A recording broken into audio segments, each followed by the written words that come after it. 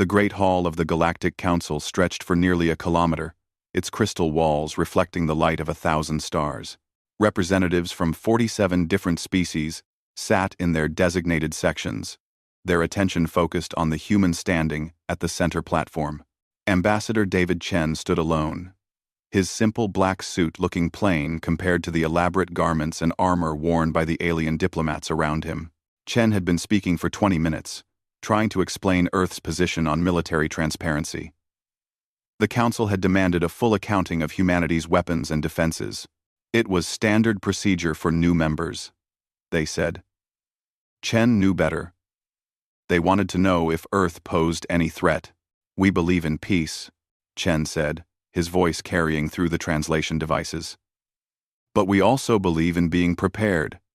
Earth has the right to maintain defensive forces without broadcasting every detail to the galaxy." A deep, rumbling laugh echoed through the chamber. It came from the Korthax section, where 3 massive reptilian creatures sat on thrones of black metal. The largest one, Admiral Vorketh, rose to his full height of 3 meters. His scales gleamed like polished bronze under the lights. "Defensive forces," Vorketh said, his words dripping with contempt. "We have seen your ships, human. Primitive chemical rockets. Metal hulls that would melt under a plasma lance. You call those defenses?" Several other council members made sounds that the translators interpreted as agreement or amusement. Chen felt his jaw tighten, but he kept his face neutral. "Our technology may seem simple to you," Chen replied carefully, "but it has served us well." "Served you well?"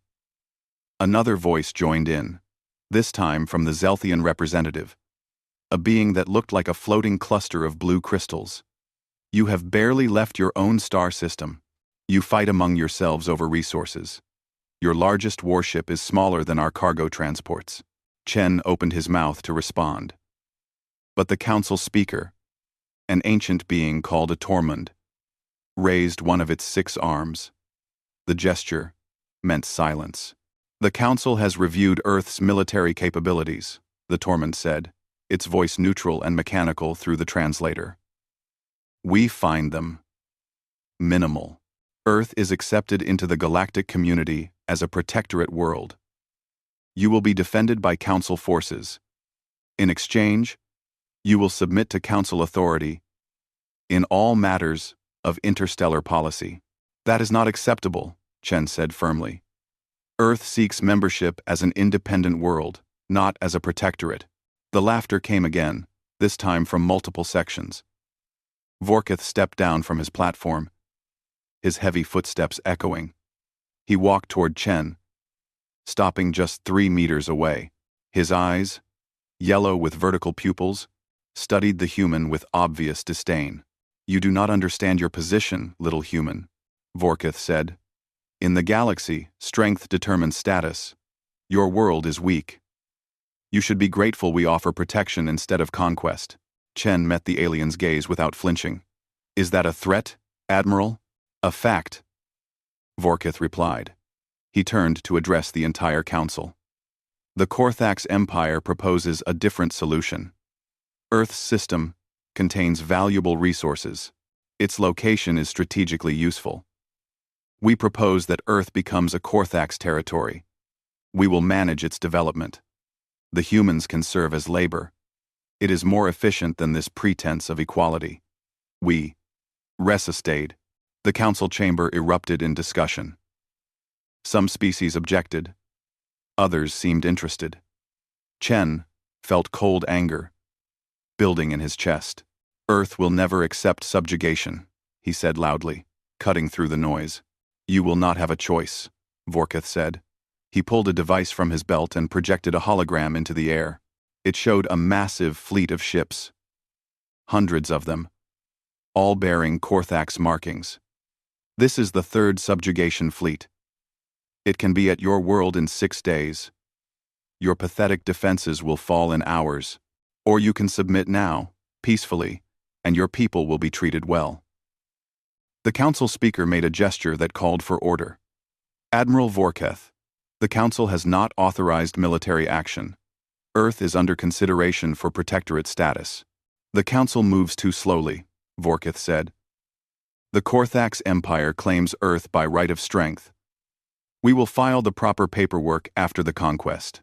He looked directly at Chen, a predatory smile showing rows of sharp teeth. 6 days, human. Tell your leaders to prepare for new management. Chen stood frozen as Vorkith and the other Korthax representatives left the chamber. The remaining council members broke into heated debate, but Chen barely heard them. He activated his communication device, sending an encrypted message back to Earth. The message was brief. Korthax invasion imminent. 6 days maximum. Recommend. Protocol, Omega. As he left the council chamber, Chen allowed himself a small, grim smile. The galaxy thought Earth was weak. They had no idea what humanity had been building in secret for the past 30 years, ever since Earth's deep space probes had first detected alien signals. The Korthax were about to learn a hard lesson. Peaceful did not mean defenseless. And humanity had learned long ago that the best way to ensure peace was to be too dangerous to attack. But first, Earth's defenders would have to buy enough time. Chen hoped the outer colonies could hold. He hoped the men and women stationed there understood what they were being asked to do. He hoped they would be remembered as heroes, not as victims of humanity's gamble. The alarm klaxons screamed through the corridors of Mars Defense Station 12. Commander Sarah Mitchell sprinted toward the command center, pulling on her uniform jacket as she ran. She had been asleep for maybe 3 hours when the attack began. That was 3 days ago. She could not remember the last time she had actually rested. The command center was chaos. Screens showed dozens of red icons representing Korthax warships. Green icons, representing human defenders, were disappearing one by one. A young lieutenant named Parks looked up as Mitchell entered, his face pale. "Commander, we just lost the Valiant. That's 6 destroyers gone. We're down to 4 frigates and the station's defense platforms." Mitchell looked at the tactical display. The Korthax had sent nearly 200 ships. Humanity had managed to gather 32 vessels to defend the outer colonies. It had never been enough, but orders were orders. Hold as long as possible. Every hour mattered. "Status on the civilian transports?" Mitchell asked. "Last one cleared Mars orbit 10 minutes ago," Parks replied. "They're running dark toward Jupiter. The Korthax haven't noticed them yet." "Good. That's 3 million people who might live through this." Mitchell pulled up the communication channel. "All ships. This is Mitchell. We've done our job. The civilians are clear. Now we make these bastards pay for every meter of space." The response came from Captain Torres of the frigate Defiant. "About damn time, Commander. My crew is itching for a real fight." Mitchell smiled despite everything. Torres had been complaining about the hit-and-run tactics they had been forced to use. He wanted to take the battle to the enemy. Now he would get his chance, even if it was suicide. The 4 remaining frigates moved into attack formation. They were small ships, built for patrol and escort duty. Each one carried a crew of 75. Against the Korthax fleet, they were hopelessly outmatched. But they attacked anyway. The Defiant went in first, its railguns firing as fast as the capacitors could cycle. The magnetic accelerators launched tungsten slugs at tremendous velocity. The Korthax had shields, but the kinetic impact still registered. One Korthax cruiser took 3 hits to its forward section, its shields flickering. Then the return fire came. Plasma bolts lit up space like a light show. The Defiant jinked and weaved, its pilot displaying incredible skill. But there were too many enemy ships. A plasma lance caught the frigate's port side. The armor melted like wax. Atmosphere vented into space. "Defiant is hit," Parks reported, his voice tight.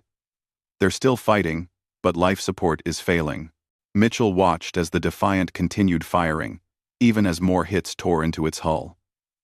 Torres and his crew knew they were dead. They were making it count. The other 3 frigates pressed the attack. The Korthax had expected an easy victory. Instead, they were taking damage. It was not enough to stop them, but it was something.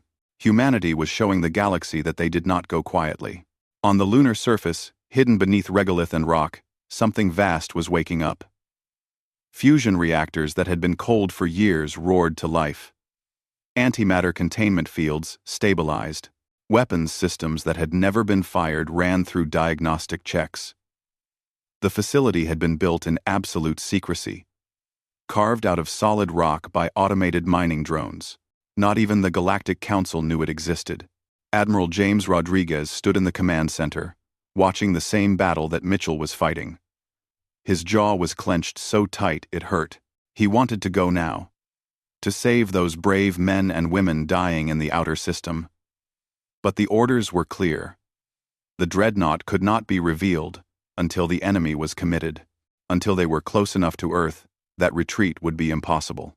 "Admiral, the Defiant just went dark," his tactical officer reported. "Catastrophic reactor failure. No survivors." Rodriguez closed his eyes for a moment. 75 people dead. The third crew he had lost today. The price of strategy, they called it. It felt like murder. "How long until the enemy reaches Mars orbit?" he asked. 18 hours at current speed, sir. "And how long until we're ready?" 24 hours minimum. "The antimatter fuel cells need to reach optimal charge. We can launch earlier, but weapons will be at 60% capacity."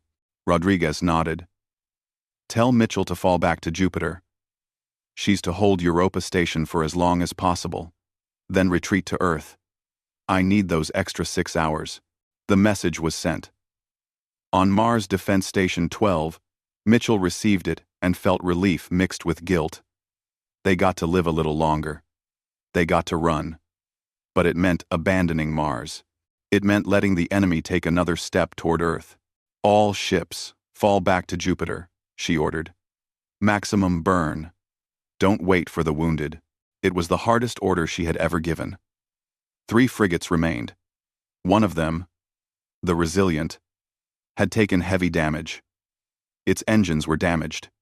It could not keep up.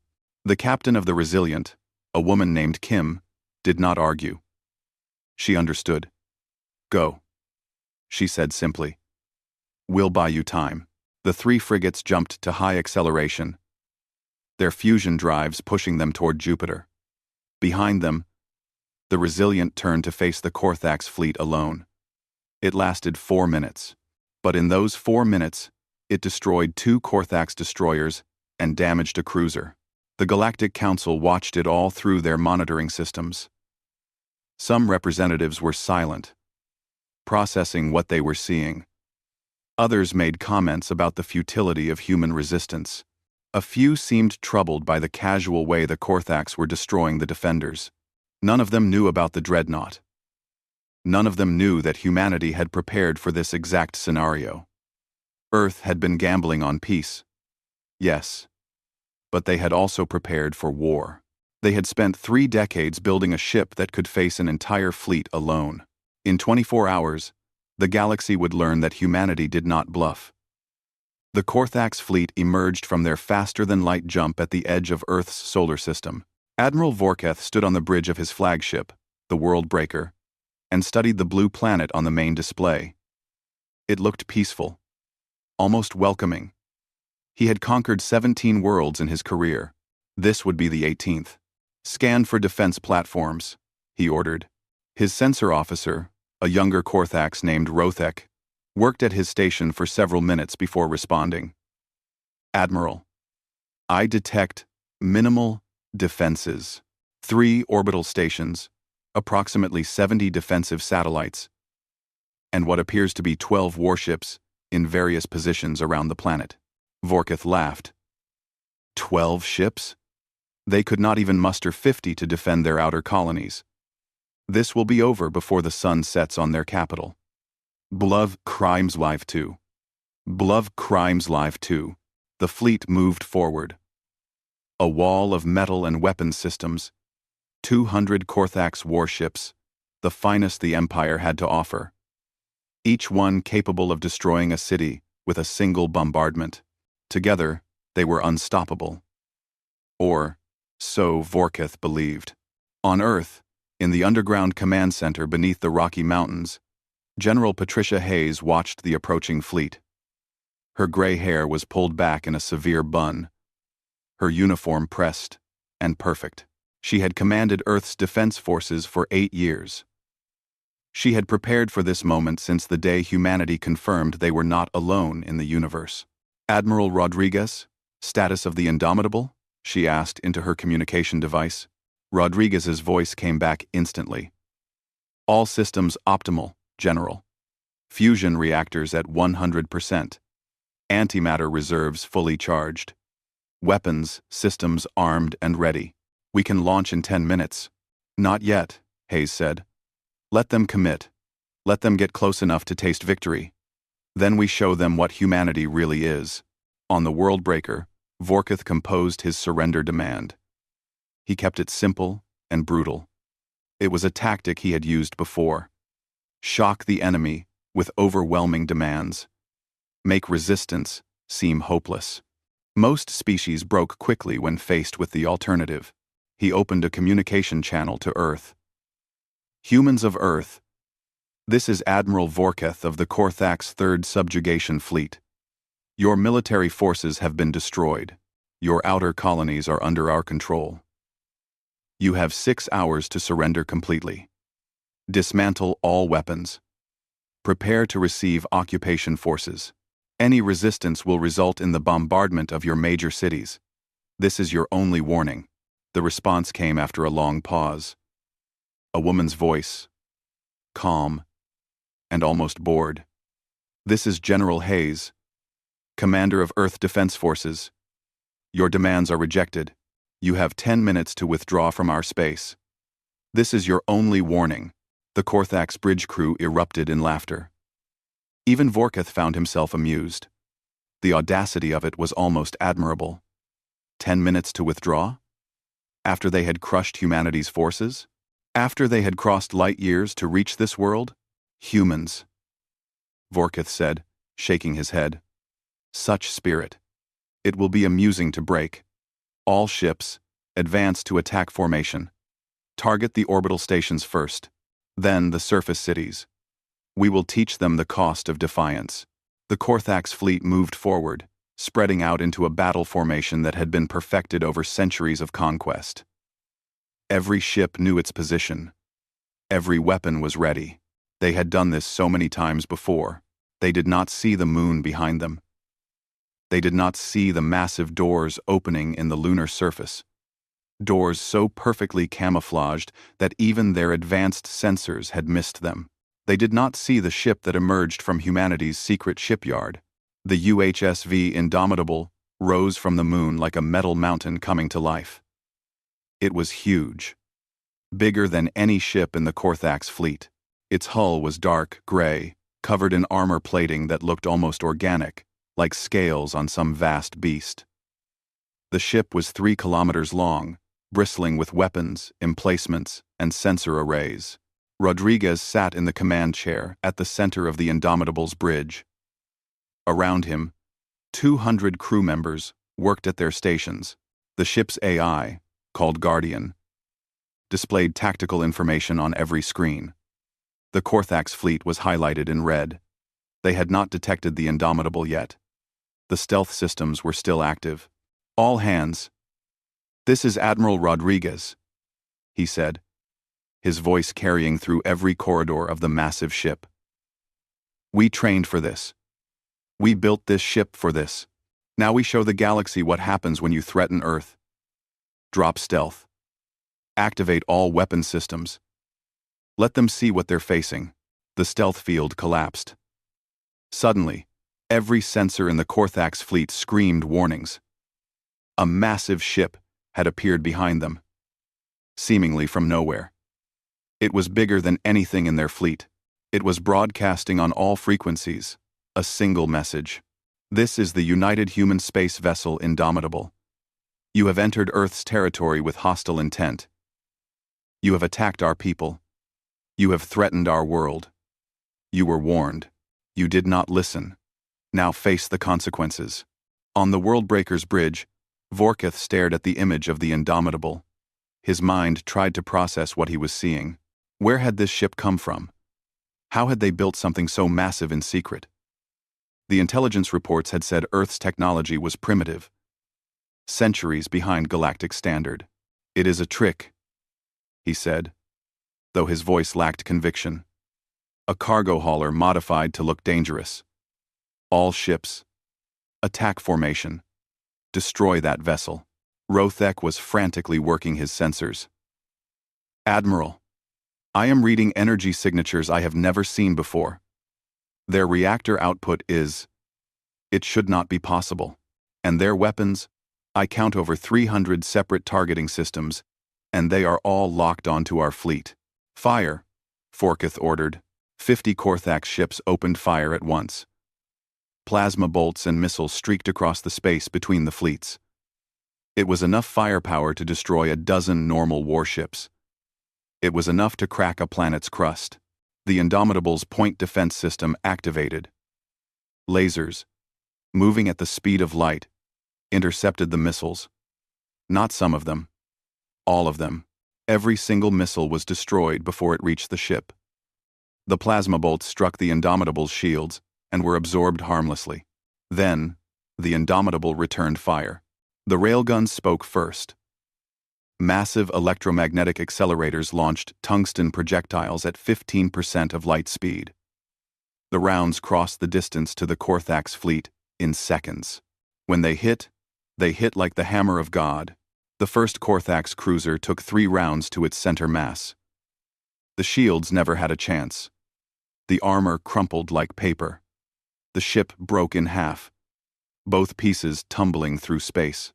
"Impossible," Vorkith whispered, watching his fleet die. The Indomitable moved through the Korthax fleet like a shark through fish, its weapons fired in perfect coordination. Each shot calculated by Guardian to cause maximum damage while minimizing overkill. This was not blind destruction. This was surgical precision applied to warfare. Admiral Rodriguez watched the tactical display with grim satisfaction. Each red icon represented a Korthax ship.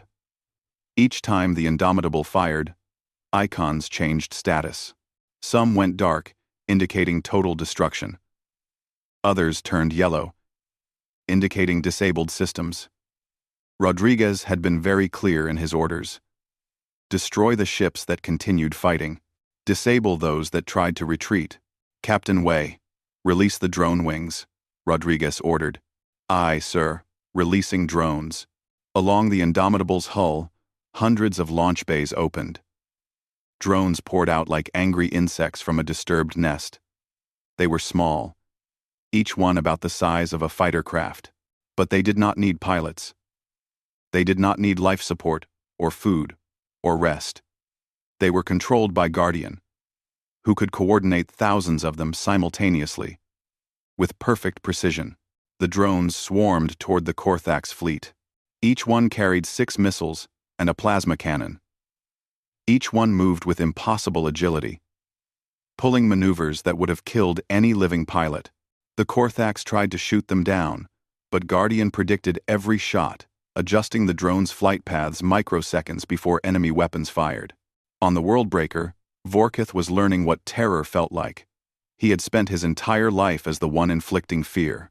Now, he was on the receiving end. The human dreadnought was systematically destroying his fleet. His finest ships, vessels that had conquered worlds, were being torn apart like toys. "All ships, emergency jump," he ordered. "Get us out of here." "We cannot, Admiral," Rothek said, his voice shaking. "They are jamming our faster-than-light drives. We cannot jump until we get out of their jamming field." Then we fight our way out. All ships, maximum power to weapons and engines, break through their lines." The Korthax fleet tried to respond. They were not cowards, and they were not weak. They were some of the finest warriors in the galaxy. But they were facing something they had never encountered before. They were facing humanity's concentrated effort over 3 decades. They were facing every lesson Earth had learned from centuries of warfare against itself. The Indomitable's magnetic accelerator cannons fired again. These were different from the railguns. They fired larger projectiles at lower velocity, designed to destroy through pure kinetic impact rather than penetration. A Korthax destroyer took a direct hit to its engineering section. The entire rear third of the ship crumpled inward. Secondary explosions rippled through the hull. The ship went dark. The drones were everywhere now. They moved in perfect coordination, attacking weak points in the Korthax formation. 3 drones would focus on a single ship's shield generator, their combined fire overloading it. Then a dozen more would swarm in, targeting weapons systems and engines. Within minutes, the ship would be adrift, helpless. Commander Sarah Mitchell watched the battle from Mars Defense Station 12. She and her remaining ships had retreated as ordered, but they were close enough to monitor what was happening. Her mouth hung open, in shock. "Is that really one ship?" Lieutenant Parks asked beside her. "One ship," Mitchell confirmed. "One goddamn ship is destroying an entire fleet. How? How did we build something like that?" Mitchell thought about all the times she had wondered where Earth's military budget went. All the classified projects. All the secret construction in the outer system. "We knew," she said quietly.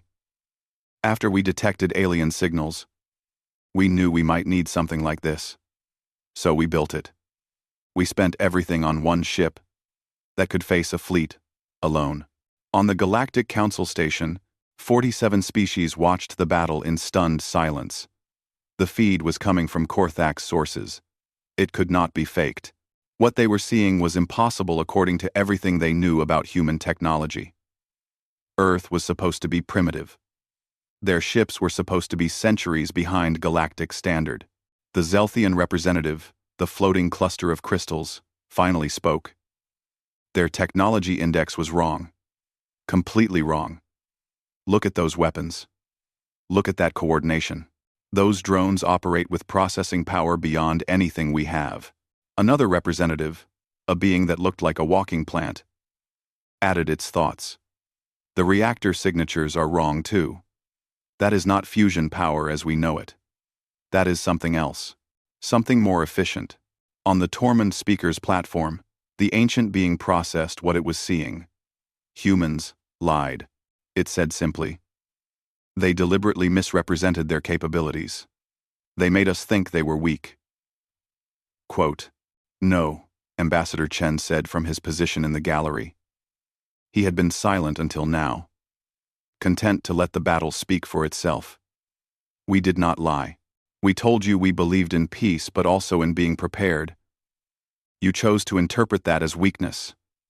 That was your mistake. Not our deception." The battle continued. The Korthax fleet was down to half strength now. Ships were trying desperately to escape the Indomitable's jamming field. Some made it. Rodriguez let them go. Those ships would carry the message back to the Korthax Empire. They would tell others what happened when you attacked Earth. But Vorketh's flagship was not among those that escaped. The Indomitable closed in on the world breaker, its massive bulk blocking out the stars. Every weapon on the human dreadnought locked onto the Korthax flagship. Rodriguez opened a direct communication line. "Admiral Vorketh, this is Admiral Rodriguez. You came to my world with threats. You destroyed our ships. You killed our people. You thought we were weak because we chose peace. That was a fatal error in judgment." Vorketh stared at the screen, at the human face looking back at him. "You cannot destroy us all," he said, trying to sound defiant. "The Korthax Empire has thousands of ships. Then you had better hope they are smarter than you were." Rodriguez replied, "I am giving you a choice. Surrender now, and you and your remaining ships will be taken prisoner. You will be treated according to the rules of war. Or continue fighting, and I will demonstrate exactly how much power this ship carries. Choose. Now." Vorketh looked around his bridge. Half his crew was dead or injured. His ships were being destroyed. His grand conquest had turned into a slaughter. He had no good options left. Surrender meant shame. Continuing meant death. "We surrender," he said, the words tasting like poison. All Korthax vessels, cease fire and power down weapons. Rodriguez ordered on an open channel. Any ship that continues hostile action will be destroyed. You have 30 seconds to comply. One by one, the Korthax ships went dark. It was over. The entire battle had lasted less than 2 hours. A fleet that had conquered 17 worlds had been broken by a single human ship. 7 days after the battle, Ambassador David Chen walked into the Galactic Council chamber for the second time.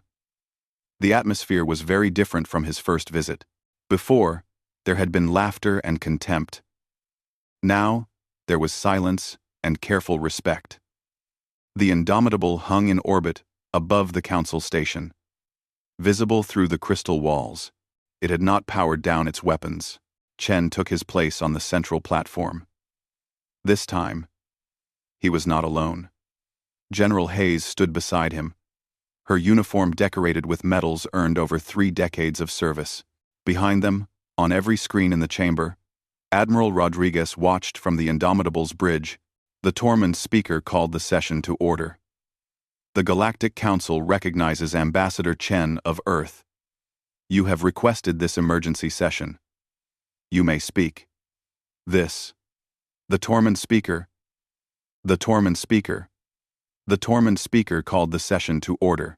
Chen looked around the chamber, meeting the eyes of representatives who had dismissed humanity as primitive just days before. 7 days ago, the Korthax Empire attacked my world. They came with 200 ships and the intention to conquer. They believed we were weak because we advocated for peace. They thought defensive preparation meant we had nothing worth defending against. He gestured to the Indomitable on the screens. They were wrong. Earth has never been weak. We chose peace because it is right, not because we lacked alternatives. When the Korthax forced our hand, they discovered what humanity builds when we prepare for war. Vorketh sat in a special prisoner section, bound by energy restraints. His scales had lost their luster. His eyes, once filled with predatory confidence, now showed only defeat. Chen looked directly at him. The Korthax Empire has surrendered. Admiral Vorketh and his surviving forces are now prisoners of war. Earth will hold them until appropriate trials can be arranged. We will demonstrate that we understand the rules of civilization, even when others do not. A representative from a species called the Mindar, beings that resembled tall, thin birds, spoke up. Ambassador Chen, the Council must address the deception. Earth submitted technology reports claiming minimal capabilities, yet you possessed weapons systems centuries beyond what you reported. We reported our civilian technology accurately, Chen replied. We never claimed to have no military secrets. Every species in this chamber maintains classified weapons programs. Earth is no different. But the scale, the Zelthian representative, interjected. One ship destroyed an entire fleet. Your artificial intelligence systems, your weapons, your power generation, all of it is far beyond what we believed possible. You made us think you were backward. General Hayes stepped forward. You made assumptions, she said bluntly. You saw that we had not spread across the galaxy and assumed we lacked capability. You saw our peaceful diplomatic approach and assumed we lacked strength. Those were your errors, not our lies. The Tormund speaker's 6 arms moved in a gesture that meant consideration. Earth's military capabilities change the balance of power in the galaxy. The Council must discuss how to integrate such a force into galactic society. There is nothing to discuss, Rodriguez said from the screens. His voice was calm but firm. Earth is not asking for permission. We are informing you of reality.